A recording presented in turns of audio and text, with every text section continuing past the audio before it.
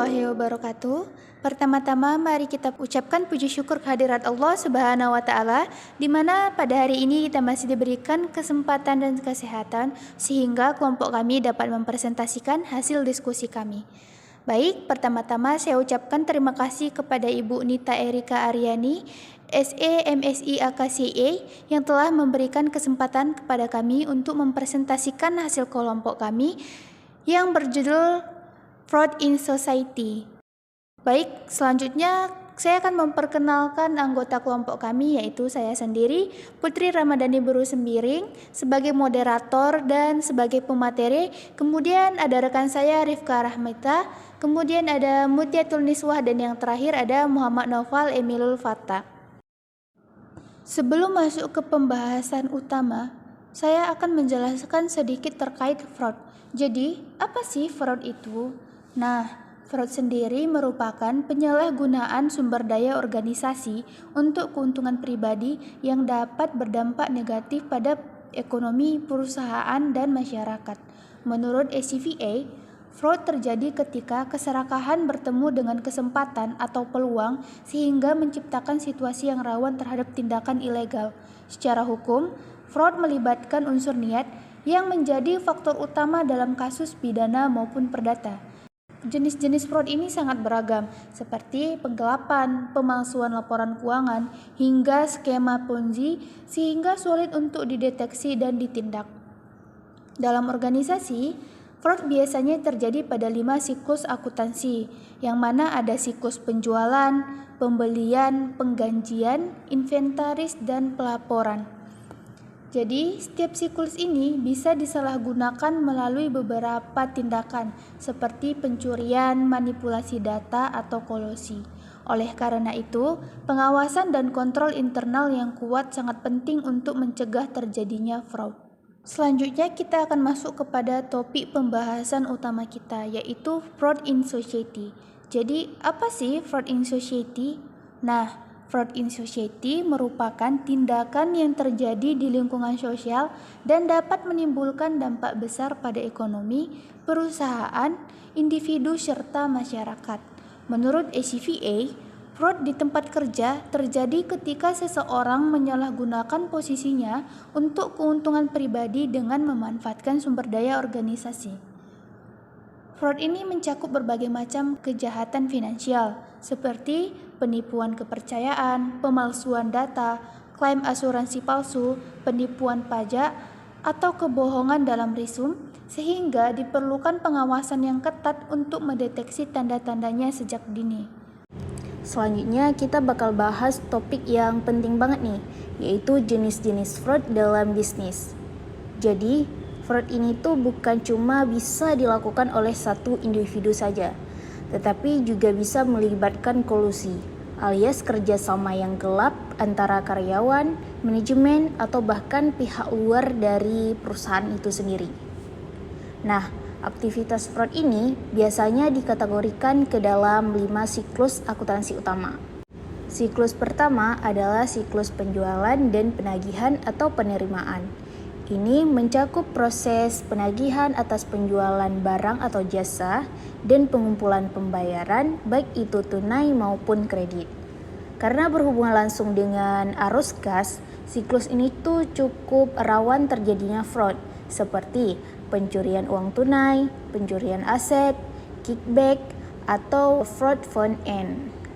Lanjut ke siklus kedua, yaitu siklus pembelian dan pembayaran atau pencairan. Ini tuh meliputi proses pembelian barang, layanan, dan pembayaran. Bisa itu tunai, cek, ataupun kartu kredit. Fraud di sini biasanya muncul saat proses pembelian dan pembayaran. Nah, yang bikin tricky adalah fraud di siklus ini sering banget melibatkan kolusi internal dan eksternal. Jadi, penting banget nih buat punya pengawasan yang ketat dan kontrol internal yang efektif. Lanjut ke siklus yang ketiga, yaitu siklus personalia dan penggajian. Di siklus ini, fraud bisa muncul dari proses pengrekrutan, penggajian, sampai pemberhentian karyawan. Meskipun udah ada prosedur yang ketat, tetap aja nih ada celah untuk melakukan fraud. Contohnya, pemalsuan jam kerja. titip absen ke teman supaya kelihatan kerjanya full padahal datangnya telat atau bahkan pulang lebih awal. Lanjut siklus yang keempat, yaitu siklus inventaris dan pergudangan. Ini tuh terkait pengelolaan barang yang mau diproses atau yang dijual. Fraud di sini sering banget melibatkan staf pengiriman, penerimaan, bahkan pihak eksternal dari perusahaan itu sendiri. Contohnya, pesanan berlebihan, order barang melebihi kebutuhan, kemudian kelebihannya tersebut malah diselipkan buat keuntungan pribadi. Siklus yang terakhir, ada siklus rekonsiliasi dan pelaporan. Ini penting banget buat mendeteksi transaksi yang mencurigakan. Biasanya dilakukan lewat rekonsiliasi bank, pencatatan bulanan, sampai laporan keuangan. Tetapi tetap aja nih ada celah untuk melakukan fraud. Misalnya pemalsuan laporan keuangan, yaitu memanipulasi angka di laporan keuangan supaya kelihatan bagus. Makanya penting banget buat ada pemisahan tugas. Misalnya orang yang urus rekonsiliasi nggak boleh lagi pegang piutang atau utang. Plus melibatkan pihak independen buat ngecek nih laporan keuangan, juga bikin deteksi fraud yang lebih efektif. Pembahasan selanjutnya kita bakal bahas jenis fraud keuangan lainnya. Jadi, selain fraud yang terjadi dalam siklus akuntansi, ada juga nih jenis-jenis fraud yang langsung berdampak ke bisnis, terutama di industri asuransi dan perbankan. Contohnya kayak klaim palsu atau pengajuan pinjaman fiktif.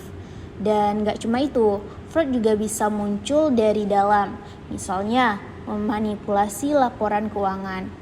Ini bahaya banget nih karena bisa memengaruhi harga saham dan kestabilan perusahaan.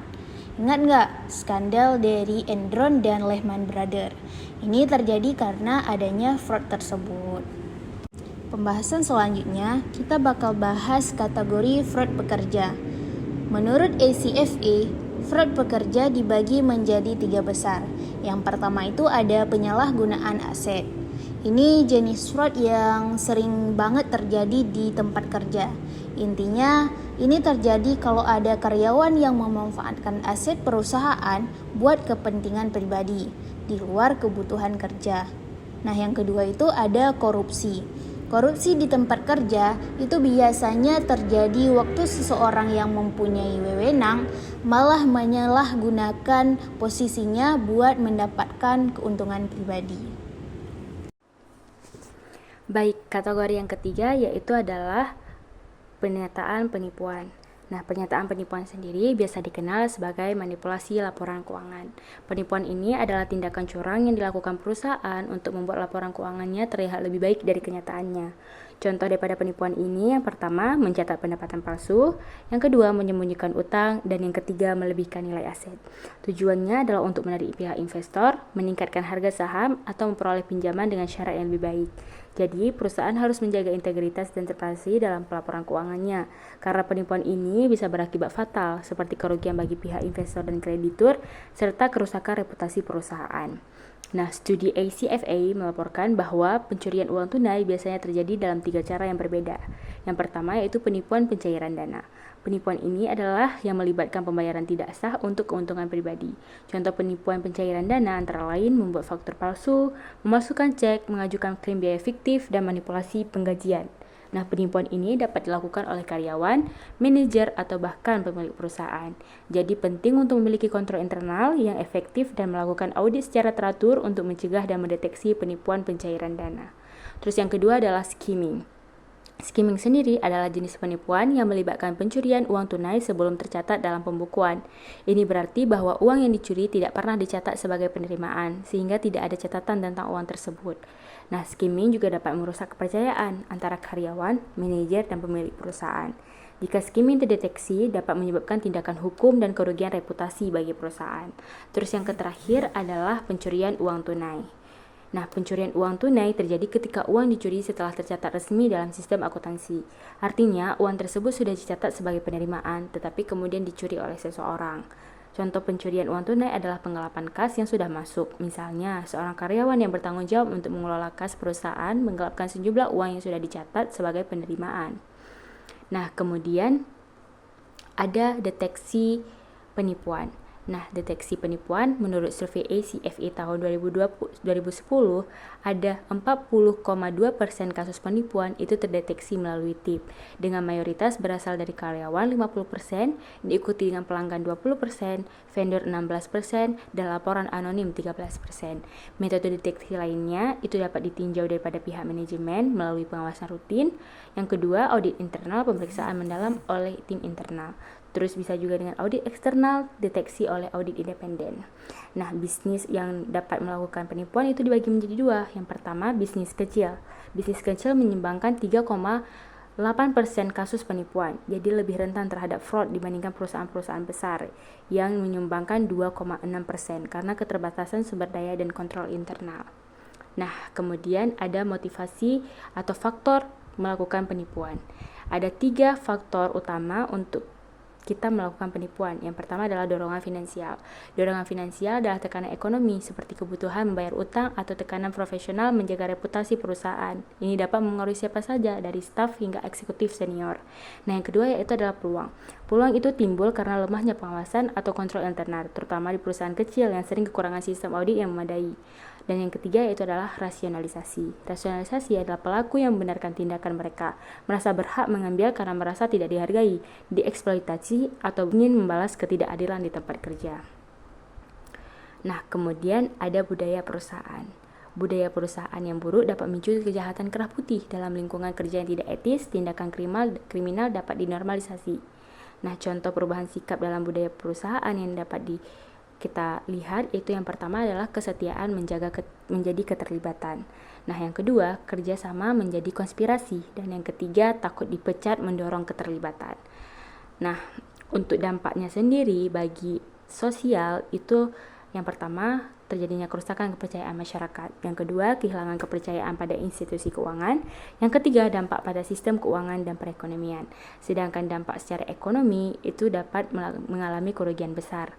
Kerugian perusahaan seperti kehilangan kepercayaan reputasi dan juga keuangan.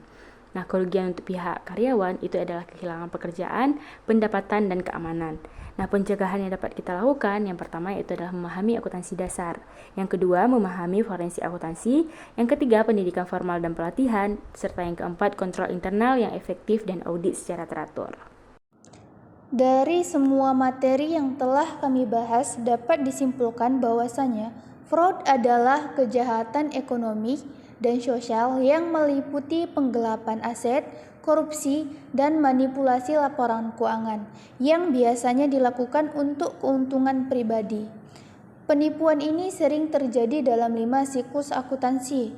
Yang pertama yaitu ada siklus penjualan, ada siklus pembelian, siklus penggajian, inventaris, dan pelaporan. Biasanya, fraud terdeteksi melalui laporan internal sekitar 50%, kemudian ada audit internal, tinjauan manajemen, dan audit eksternal. Untuk mencegahnya, diperlukan sistem pengawasan yang kuat, budaya integritas, dan audit yang efektif. Dampak fraud ini sangat besar, mulai dari kerugian finansial, merusak reputasi, hingga menghilangkan lapangan kerja dan mengurangi kepercayaan publik. Dapat kita lihat dari kasus-kasus besar seperti Enron, WorldCom, dan Madoff membuktikan bahwa fraud dapat mengguncang stabilitas ekonomi global.